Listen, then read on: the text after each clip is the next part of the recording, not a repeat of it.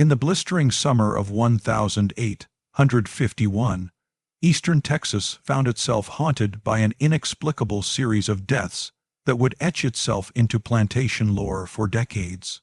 Within the span of 18 months, 7 plantation owners across 3 counties, Harrison, Rusk, and Cherokee, met their end under circumstances that defied the understanding of both medicine and reason.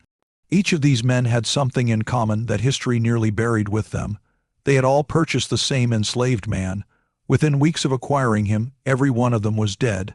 The official records called it sudden failure of constitution, a phrase repeated so often in the ledgers that it came to symbolize something more than mere coincidence.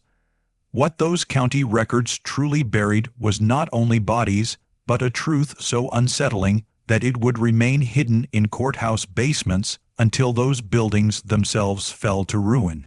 The man at the center of this macabre chain of events never raised a weapon, never slipped poison into food, and never left a mark that any doctor could trace.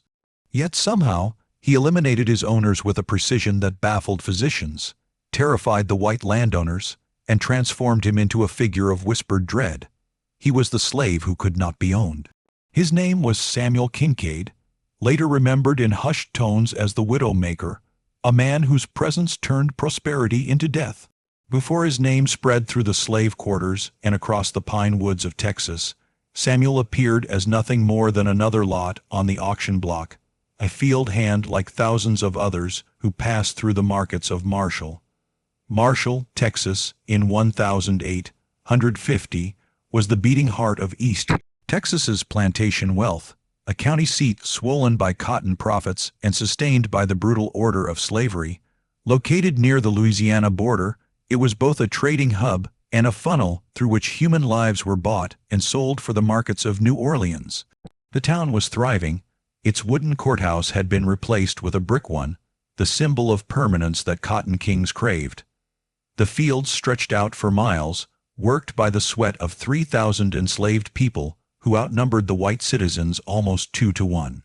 Life followed a rigid hierarchy, the old Texas families at the top, then the new migrants from Georgia and the Carolinas, followed by overseers, poor whites, and finally the enslaved, men and women who owned nothing, not even their own breath. It was into this system that Thomas Caffrey entered. Record of tragedy.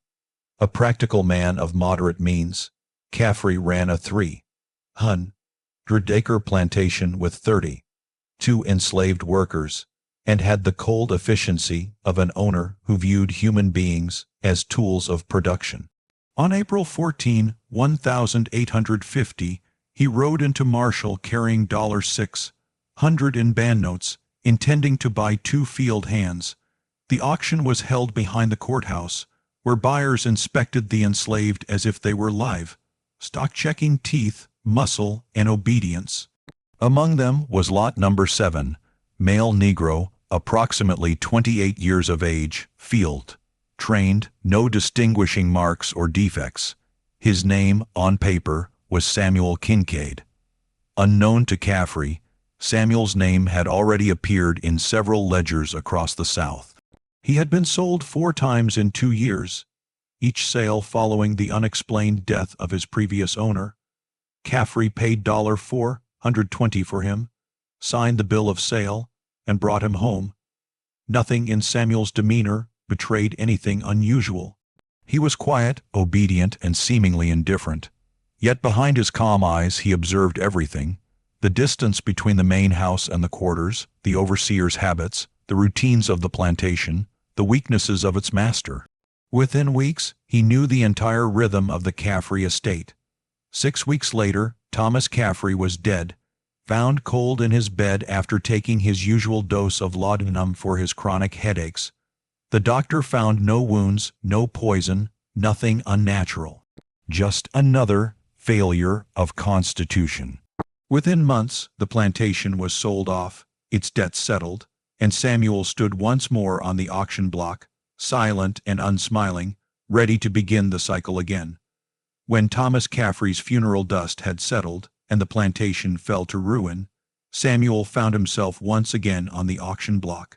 A man without control over his fate, but with an understanding far deeper than any of his owners ever suspected. He was purchased by Robert Chandler, a man whose plantation stretched across 800 acres and whose reputation for efficiency was spoken of in town with admiration and fear. Chandler was a precise, orderly man, the kind who believed that slavery, if managed correctly, could be both moral and profitable. He kept ledgers that tracked every cost, every yield, every punishment, and every prayer offered on Sundays. He was not a cruel master by the standards of the day, but he was convinced that the enslaved could be molded through structure, that obedience could be engineered through consistency. When Samuel arrived, he was assigned to a work gang under a black overseer named Martin Yates, a freedman who now served the same system that had once owned him. To Chandler, Yates was proof that slavery could be benevolent, a man raised from bondage into trust through good behavior. To Samuel, Yates was something else entirely, evidence that even the chains of a mind could be reforged into loyalty. Samuel watched and learned. He saw how Chandler lived by the clock, how he suffered from the stomach ailments that plagued him for years, and how he treated them with calomel, a mercury-based medicine prescribed by the same doctor who had examined Caffrey's corpse. Samuel spoke little, asked careful questions, and made himself useful, a man of quiet obedience whose eyes missed nothing. He learned that Chandler's debts ran deep, that his plantation was leveraged to New Orleans cotton merchants, and that every harvest was a gamble disguised as a business plan. He also learned that fear was the one emotion Chandler pretended he didn't have: the fear of disorder, of decay, of losing control. On the evening of September 28, 1850, Chandler complained of pain in his gut, sharper than usual. His wife brought him his medicine, measured as always, unaware that her husband's dread had already become the deadliest dose. He took it, retired to his study, and was found hours later slumped across his desk, skin ashen, his lips tinged gray. "Once again, doctor." Whitfield came riding hard from Marshall, examined the body, and wrote the same words that would appear too many times in his journal. No sign of foul play, possible organ failure, natural causes. He noted the jaundice of the eyes, the pale complexion, and then signed the paper that would absolve everyone of responsibility. The plantation entered chaos, the creditors descended, and Samuel was sold again. The whispers began quietly this time, passed in the shadows between slave quarters, spreading along the invisible network that bound the enslaved together like a second bloodstream. They spoke of the man who brought death with him, who never lifted a hand yet left graves behind wherever he went.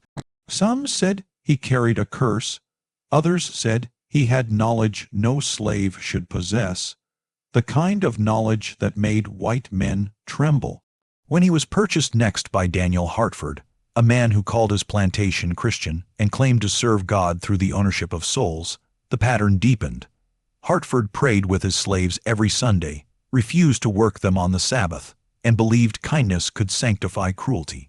But he too would die, collapsing mid-conversation, his face turning purple as his lungs failed to draw breath.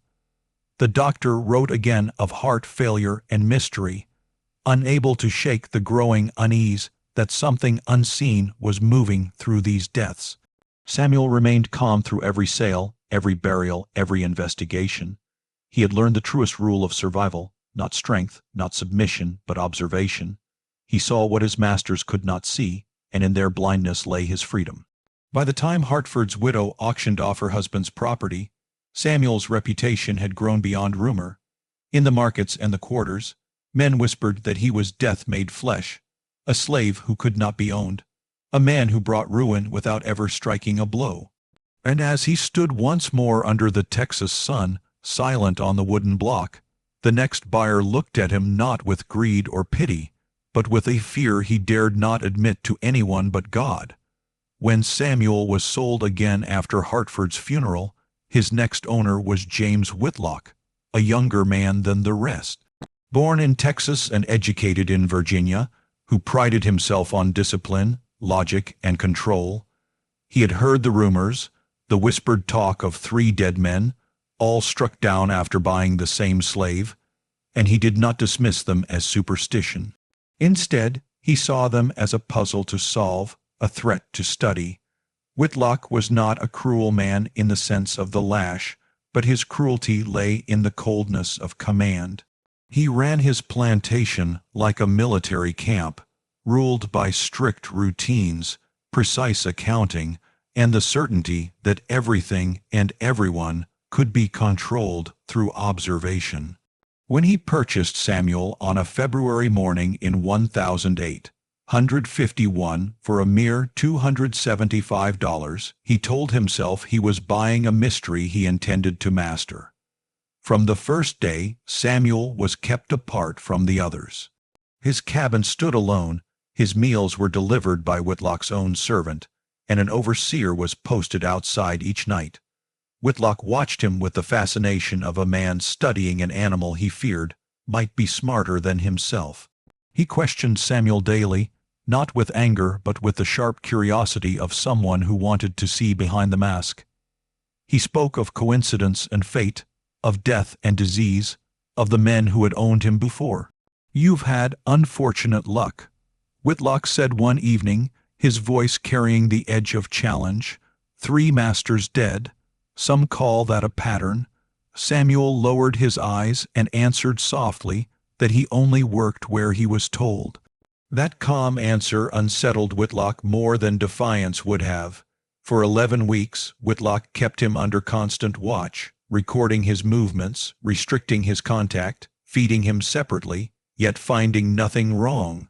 Samuel performed his tasks with perfect obedience, never faltering, never provoking suspicion, and that absence of evidence began to erode Whitlock's certainty. Sleep left him. He began waking in the night to phantom sounds, checking doors twice, tasting his food before eating. His wife saw the change, saw her husband's nerves unraveling, and whispered that the slave was cursing him. The overseer noted in his journal that the master had grown restless, nervous, snapping at servants, afraid of shadows. Fear settled into the house like a sickness, and Samuel did nothing but exist quietly in its center, his stillness feeding the panic around him. On the night of April 19th, Whitlock dismissed the young slave who had been tasting his food, declaring that the precaution made him look foolish. He ate dinner with his family, reviewed his ledgers, and was later found on the study floor, his body convulsing, foam at his mouth, eyes rolled back in a seizure that no one could explain. "Doctor," Whitfield came again, now weary with dread, writing in his notebook that this was the 4th such case tied to the same man, all within a year, all untraceable. He confessed to himself that medicine could not explain what was happening, that either he was witnessing a new disease or something beyond human understanding. Yet with no proof, he signed another certificate of sudden failure of constitution. Samuel was sold again, this time for $150 to a man named George Pewitt, who ignored every warning and died 6 weeks later of respiratory failure. Then to Nathan Cross, dead 3 weeks later of paralysis. And finally to William Stokes, an aging planter already dying of consumption, who bought Samuel not out of greed or ignorance, but out of fatal curiosity. Stokes was a man too close to death to fear it, and when he sat on his collapsing porch beside the slave everyone called the Widowmaker, he asked the question no one else had dared to. How do you kill without touching? That single question, asked without anger, without threat, broke the silence Samuel had kept for nearly 2 years, and began the only conversation that would ever reveal what he truly was, a man who turned fear itself into a weapon sharper than any blade, and invisible to every law that sought to bind him. The evening was heavy with the smell of pine and dust when William Stokes and Samuel sat together for the 3rd time, 2 men divided by law, but joined by something that transcended ownership, truth. Stokes, frail and coughing, already felt the closeness of death in his lungs, and no longer cared about the rules that governed the living. He looked at Samuel not as property, but as a mystery that demanded understanding. "You've killed 6 men," he said calmly, his tone stripped of accusation, his voice almost gentle. "I know it, and you know it. What I don't know is how." Samuel remained silent at first, holding the tin cup of coffee the old man had offered him, his eyes distant, unreadable. When Stokes pressed him, explaining that he had nothing left to lose, Samuel's mask finally cracked. He spoke in a voice free of the submissive tone he had carried through years of bondage. It was measured, intelligent, almost clinical. "You really want to know?" he asked. Stokes nodded, the rasp of his breath louder than the crickets. And so Samuel told him, not of poisons or violence, but of fear. He explained that Caffrey had killed himself with his own medicine, taking too much laudanum because he feared the pain that would come without it. Samuel hadn't touched the bottle. He had simply asked questions about the headaches, about death, about the way the pain grew worse each month. Those questions spread through the household like smoke until Caffrey began to believe the next dose might be his last chance at peace. "Fear makes the hand shake," Samuel said. "Fear makes a man take more than he should." Chandler had been the same, poisoned not by Samuel, but by his own medicine. Mercury meant to cure his stomach, that slowly killed him instead. All Samuel did was draw his attention to the pain, to the possibility that his body was failing, until panic did what poison never could. Hartford, Samuel continued, was harder. He was proud, pious, certain of his righteousness. So Samuel made him doubt his own soul. He left Bible passages open to verses about false prophets, spoke softly of sins that brought divine punishment, made him question whether God still favored him. The guilt and fear wore down his heart until it simply stopped. Whitlock, Samuel said, required no invention. He was already consumed by paranoia. All Samuel had to do was feed it, let him feel watched, hunted by shadows of his own making, until his mind destroyed his body. "Fear," Samuel said quietly, "is the most powerful poison there is. It leaves no marks, no stains, no proof. It only needs a man already dying, already weak, and shows him what he's afraid to see." Stokes listened in silence, his face pale in the lantern light, and when Samuel finished he whispered, "You're not a murderer. You're a mirror." Samuel's reply was soft but certain, "I'm a slave who refuses to be owned." Stokes laughed then, a dry, broken sound, and told him he intended to set him free. He would take Samuel to Jefferson, have the papers drawn, and grant him manumission before the creditors took what little remained of his land. Samuel warned him that freedom in Texas was a death sentence, that a freed black man would be captured and resold within weeks, but Stokes insisted. "You've proven slavery can't work," he said. "You can't own a man who understands you better than you understand yourself." 3 days later, before he could make the journey, Stokes died in his bed of the consumption that had been eating him alive for months. His death was expected, ordinary, almost merciful in its predictability.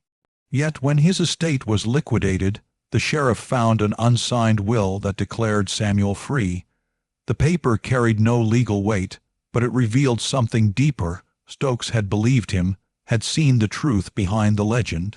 Samuel was locked in the county jail, as a precaution, while the authorities decided what to do with a man who carried death in his shadow. There he waited, silent as ever, while rumors grew like wildfire through the plantations of eastern Texas, whispering that the widow-maker had not only survived his masters, but had begun to teach others how to see what kills unseen. The sheriff of Harrison County, Douglas Kymel, had faced murderers, thieves, and drifters in his years of service, but never anything like Samuel. Locked behind iron bars in the Marshall jail, Samuel seemed neither angry nor frightened. He spoke little, ate what he was given, and waited with the patience of a man who knew time itself was part of his weapon. Outside, the town buzzed with uneasy fascination. 7 men dead, all owners of the same slave. The doctors found nothing unnatural. The widows swore it was coincidence, yet no one dared buy him again. When the estate auctioned the Stokes property, bidders stood in clusters whispering that Samuel was cursed. Finally, a dealer offered $42, less than the cost of a mule, planning to sell him farther west where his name meant nothing. But before the transfer could happen, something extraordinary took place. A group of enslaved men from 7 different plantations appeared at the courthouse asking to see Sheriff Keimal. It was an act almost unthinkable in that time, slaves approaching a white official willingly, not out of fear but purpose. The sheriff, suspicious but curious, agreed to hear them. Their spokesman, a tall man named Daniel, who had worked on the Chandler plantation, spoke carefully, choosing his words like stepping through a field of traps. He said Samuel had not murdered anyone. He had not poisoned, struck, or stolen. He's teaching, Daniel said quietly, teaching us to see what's already killing them, the food they eat, the medicines they take, the things that rot them from the inside. He just makes them notice it. Keimal listened, struck by the strange calm in Daniel's voice. So he's training you to do the same? The sheriff asked. Daniel lowered his gaze. He's showing us how to survive, how to understand them better than they understand themselves. Ain't against the law to pay attention. That single sentence sent a chill through Keimal. He understood that the real threat wasn't Samuel's presence. It was his knowledge spreading through the plantations like a silent rebellion. The system depended on ignorance, on the belief that the enslaved knew nothing beyond obedience. But Samuel had turned observation into resistance, teaching others that to know one's master was to unmake his power. The sheriff realized that if the lessons continued, fear itself could ignite a revolt without a single weapon drawn. He did the only thing he believed would preserve order. Without trial or evidence, he declared Samuel a danger to public safety and ordered him held indefinitely. It was unlawful, a violation of everything the courts claimed to stand for, but no one protested. The planters preferred silence over risk, so Samuel remained there, in a cell without sentence, for 3 long years, neither slave nor free, simply a man too dangerous to exist anywhere else. The county paid for his food through a quiet tax no one discussed, and the ledgers marked him as property of the state, though everyone understood he belonged to no one. Time passed, the war crept closer, and the town changed. Confederate flags replaced state banners, prices soared, men were drafted, and fear seeped into every household just as it once had into those 7 doomed estates. By 1863, when the Confederacy's desperation reached its peak, a letter arrived from Richmond bearing the seal of the War Department. It ordered that the prisoner named Samuel Kincaid be sent east to assist in psychological intelligence efforts. They wanted to use him, to weaponize what he knew, to turn the mind of a slave into an instrument of war. Sheriff Keimal refused, warning that Samuel's knowledge was not a trick to be taught, but a truth that could not be controlled. Richmond sent another order, this time from the Secretary of War himself. The sheriff resisted again, but in March 1863 he was overruled. Soldiers came with shackles and signatures, and Samuel was taken from his cell, quiet as ever, led through the same streets where he had once been sold. Some said he looked calm, even faintly amused, as if he had foreseen this too, that the masters who had tried to own him would now beg to learn his methods. The journey from Texas to Richmond took weeks, passing through a Confederacy already cracking under the weight of war. Samuel traveled under guard, chained but calm, sitting in the wagon as soldiers whispered stories about the slave who killed 7 men without ever touching them. To the guards, he was both a prisoner and a legend, something between a prophet and a curse. By the time they reached Richmond in early April of 1863, the city was a fortress of desperation. Food was scarce, soldiers were everywhere, and fear hung heavier than smoke. Samuel was brought before Confederate intelligence officers who wanted to know his secret, how one man could destroy others without leaving evidence, how his influence could be turned into a weapon against the Union. They called it psychological warfare, though the phrase hadn't yet found a place in their manuals. Samuel listened to their questions and answered them with the same precision that had undone his masters. He told them that what he had done could not be taught in drills or written into orders. It required time, patience, and proximity. It required understanding people better than they understood themselves. He explained that his strength came from invisibility, from being the person no one noticed, the property that moved freely within their homes. He could observe their habits, their weaknesses, their fears, and use that knowledge until the fear consumed them. "You can't teach what I did," he said quietly. "You have to live beneath a man to know how to unmake him." The officers listened, frustrated by the simplicity of his explanation. They wanted methods, formulas, tools, something they could replicate and command. But all they found in Samuel was an understanding of the human mind far beyond their grasp. He told them that every man carried his own destruction, that fear and guilt were more powerful than any bullet, and that the trick was not to create fear, but to awaken it. When they realized his knowledge could not be weaponized, their interest faded to unease. What he had shown them was not a strategy but a mirror, one that reflected their own fragility. To the Confederacy, which thrived on control, Samuel was not an asset but a threat. Within days, the officers ordered his release, giving him a set of papers declaring him a free man and warning him never to return to Confederate territory. They assumed he would vanish or die on the road, another forgotten casualty of chaos. But Samuel simply walked out of Richmond, blending into a city trembling on the edge of collapse. He had no money, no allies, and no destination, but he possessed the one thing no authority could take: understanding.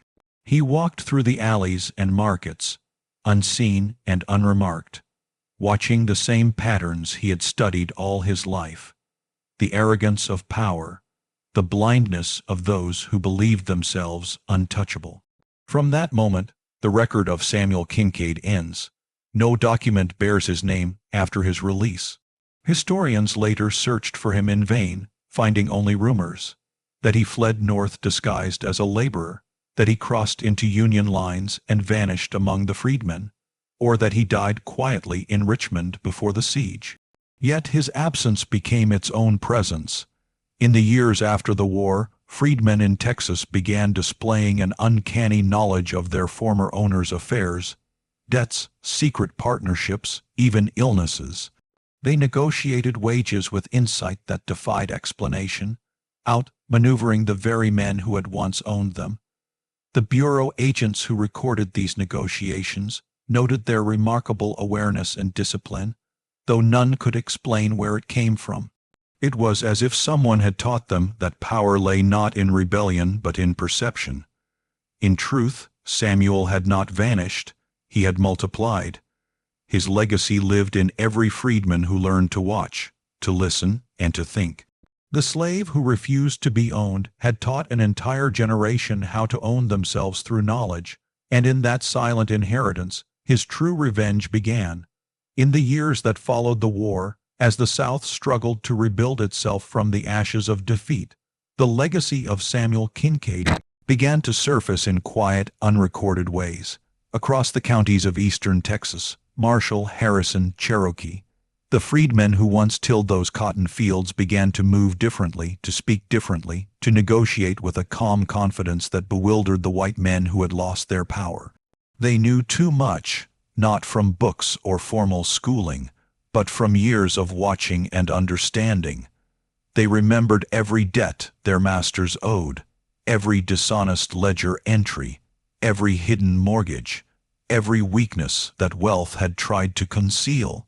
To the freedmen's bureau agents who came to oversee the transition from slavery to labor contracts, it seemed almost miraculous how former slaves could recall exact figures of harvest yields, profits, and unpaid wages from years past.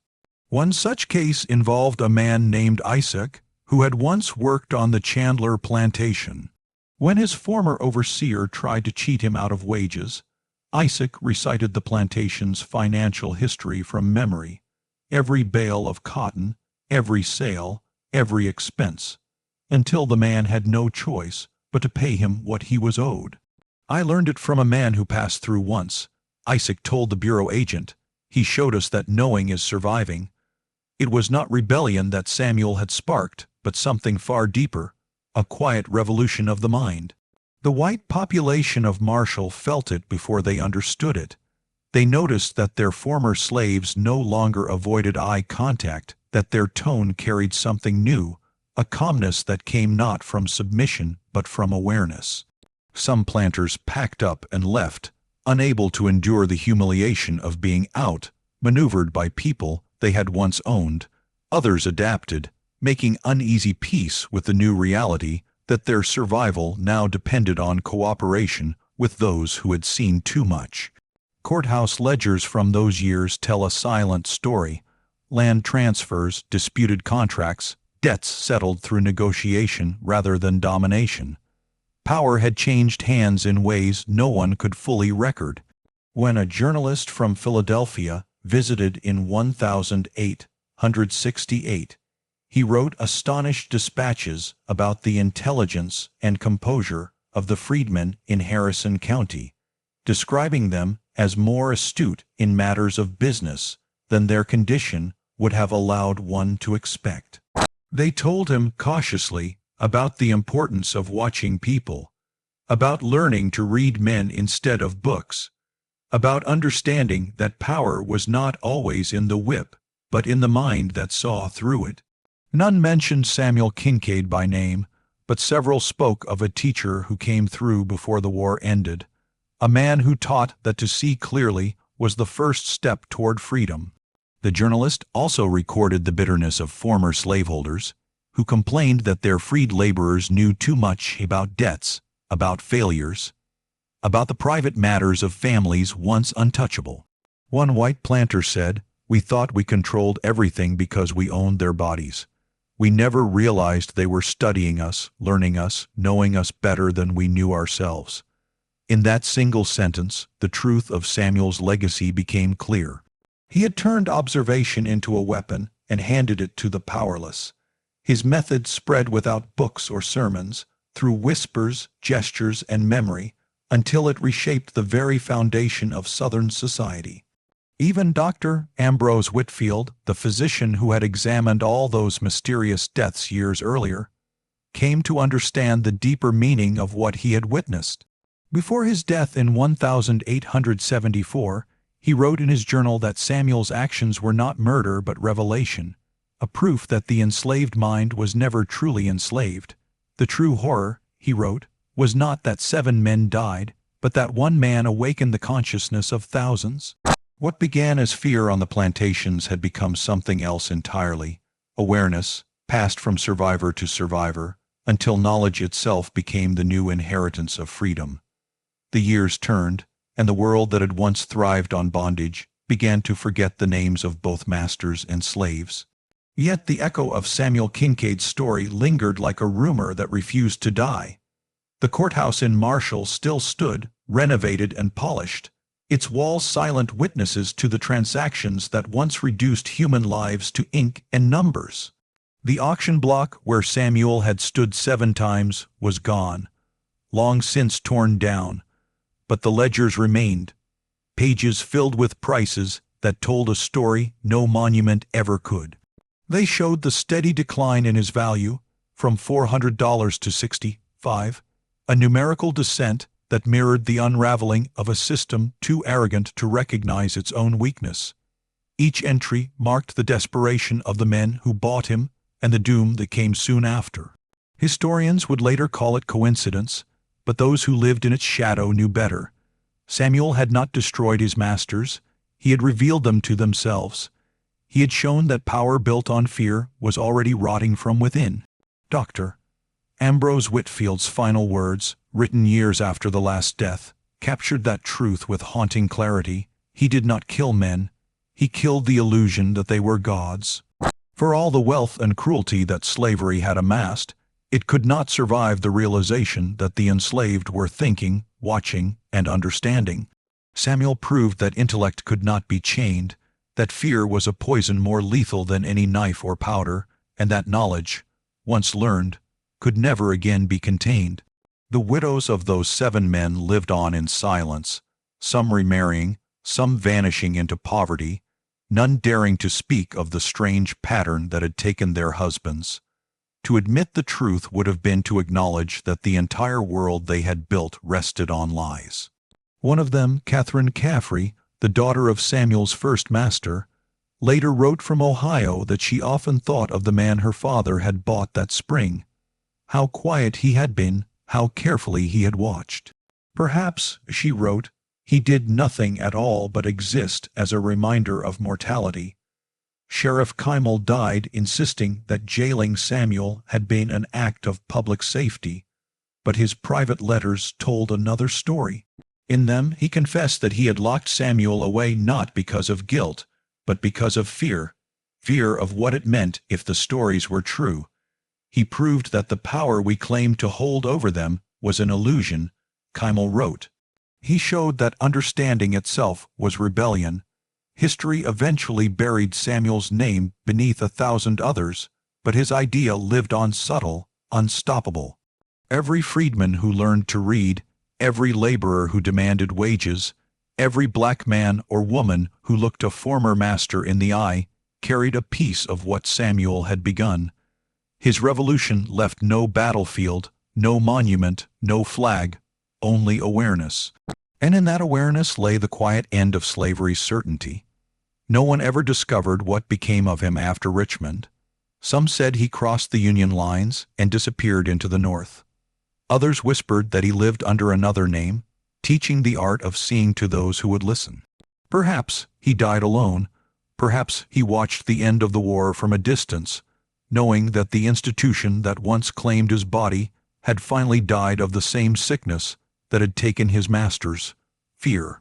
But wherever his bones rest, his victory was complete. 7 men bought him and believed they owned him, yet it was Samuel Kincaid who owned them all, who dismantled their world without ever lifting a hand.